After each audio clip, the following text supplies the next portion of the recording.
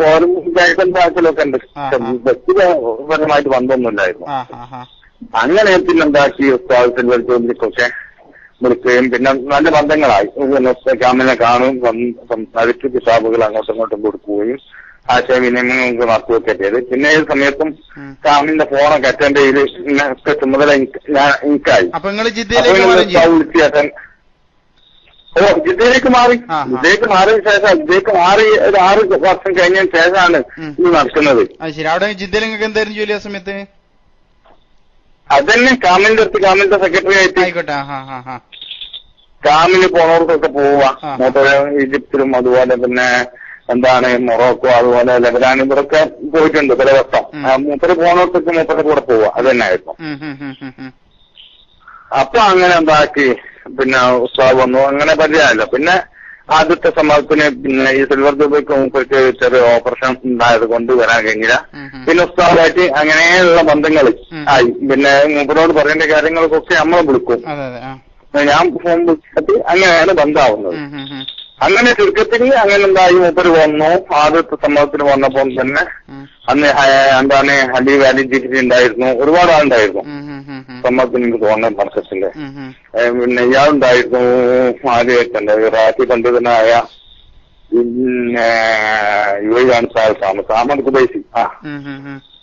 Ahmed Khubaisi ഉണ്ടായിരുന്നു.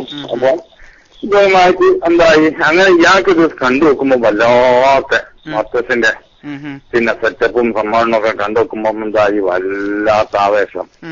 അങ്ങനെ അയാള് അന്ന് തന്നെ പിന്നെന്താക്കി യുഎയിലുള്ള കാര്യമായ ഒരാളുമായിട്ട് വിളിച്ചു, പണിക്കാരനായി വിളിച്ചു പറഞ്ഞ് 1 മില്യൺ ജീവൻ ഉണ്ടാക്കി, 1 മില്യൺ ഞാനും ഉണ്ടാക്കാം, ഇവിടെ എന്നെ സംഗതി ചെയ്യണം എന്നൊക്കെ അവിടെ വിളിച്ചു പറഞ്ഞ് അങ്ങനെ എന്തായി ഇവിടെയുള്ള ഓരോ പ്രൊജക്ടുകളും പൊമ്പറ അല്ലാതെ പിന്നെ എന്റെ കോഴ്സ് തുടങ്ങിയതും ഉണ്ടാക്കിയതൊക്കെ മുപ്പരാണ്.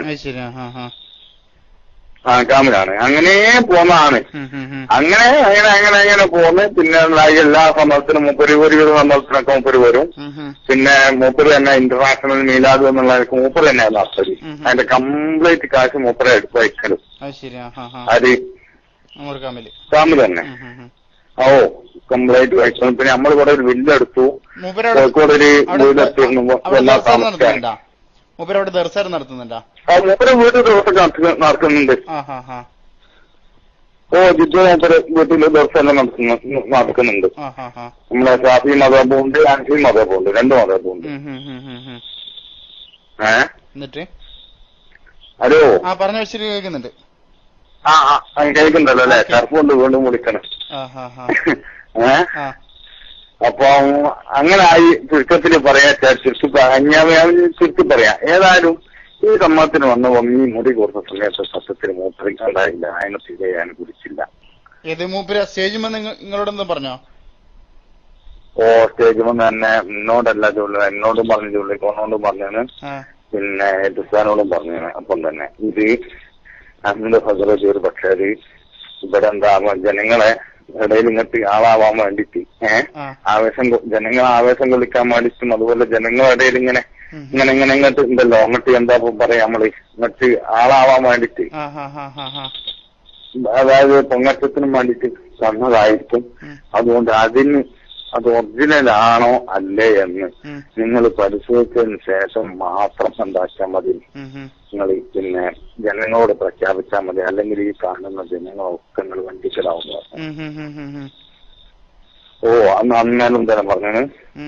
അത് അങ്ങനെ പറയുകയും ഇതാക്കുകയും പിന്നെ അതെന്താക്കില്ല. അന്നേരം തന്നെ പിന്നെ നമ്മള് പിന്നെ ഒരു വിലയിരുത്തി എന്ത് അത് അറിവുകൾ തമ്മിൽ ഒരാള് ഇതാവുന്നതിന് എന്താവൂല പാടിലേക്കാണ്. പിന്നെ നമുക്ക് കൂടുതൽ പറയാൻ പറ്റൂലല്ലോ. നമ്മളെ നാടും നമ്മളെ പണ്ഡിതന്മാരുമാണ് പലപ്പോഴായിട്ട് എന്നോട് പലപ്പോഴായിട്ട് പറഞ്ഞു എന്നല്ല, എന്നോട് കർശനമായിട്ട് പറഞ്ഞ് മൂപ്പരെ കൂടെ യൂട്യൂബിൽ എന്റെ ഫോട്ടോ ഉണ്ടെങ്കിൽ ഞാൻ ഇനി കേരളത്തിലേക്ക് വരില്ലാന്ന് വരെ പറഞ്ഞതിനുള്ളൂ. ആരെ ഹസ്രജിന്റെ കൂടെ, ആനന്ദ് ഹസ്രജിന്റെ കൂടെ എന്റെ ഫോട്ടോ ഉണ്ടെങ്കിൽ അത് യൂട്യൂബ് പരിശോധിച്ച് ഉണ്ടെങ്കിൽ നോക്ക്, യൂട്യൂബിലോ മറ്റോ വന്നാൽ ഞാൻ കേരളത്തിലേക്കല്ല എന്ന് വരെ എന്നോട്